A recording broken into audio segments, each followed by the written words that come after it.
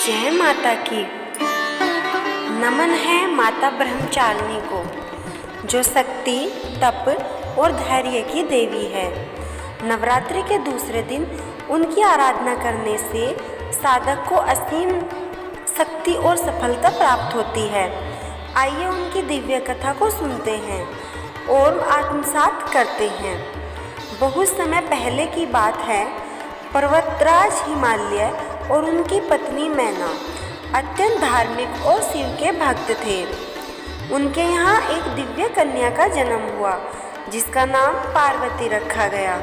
जब एक कन्या बड़ी हुई तो एक दिन महर्षि नारद उनके घर आए और कन्या का हाथ देखकर बोले, हे राजन, आपकी कन्या कोई साधारण कन्या नहीं, बल्कि देवी स्वरूपा है। यह पूर्व जन्म में दक्ष प्रजापति की पुत्री सती थी, जिन्होंने अपने पिता के यज्ञ में आत्मदाह कर लिया था। अब यह फिर से जन्म लेकर भगवान शिव को पति रूप में पाने के लिए आई है। यह सुनकर हिमालय और मैना स्तब्ध रह गए। उधर बालिका पार्वती के मन में भी यह बात बस गई कि उन्हें भगवान शिव को ही पति रूप में प्राप्त करना है। उन्होंने ऋषियों और मुनियों से इसका उपाय पूछा। तब उन्होंने बताया कि भगवान शिव को प्रसन्न करने के लिए कठिन तपस्या करनी होगी। पार्वती ने संकल्प लिया कि वे किसी भी कठिनाई से न डरते हुए घोर तपस्या करेंगी। वे जंगल में चली गई, जहां उन्होंने कई वर्षों तक सिर्फ फल फूल खाकर जीवन व्यतीत किया। धीरे धीरे उन्होंने भोजन और जल भी त्याग दिया। कठोर साधना करते हुए वे वर्षों तक केवल बेलपत्र और पत्तों पर जीवित रही। फिर एक समय ऐसा भी आया जब उन्होंने सूखे पत्ते तक त्याग दिए और केवल वायु पर ही जीवन व्यतीत करने लगी। उनकी इस कठिन तपस्या को देखकर तीनों लोकों में हलचल मच गई।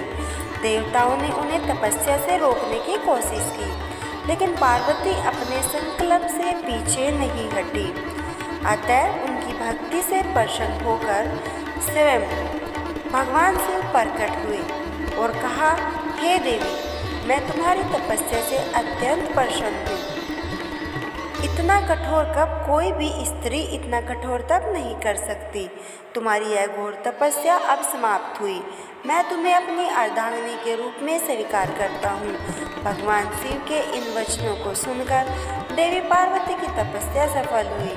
उनकी कठोर तपस्या के कारण ही वे ब्रह्मचारिणी के नाम से जानी गई। माँ ब्रह्मचारिणी की उपासना का फल, जो भी व्यक्ति जीवन में कठिनाइयों का सामना कर रहा है, उसे माता ब्रह्मचारिणी की उपासना अवश्य करनी चाहिए।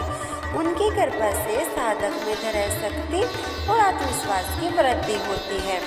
माता ब्रह्मचारिणी की इस कथा को श्रवण करने से व्यक्ति में सकारात्मक ऊर्जा का संचार होता है।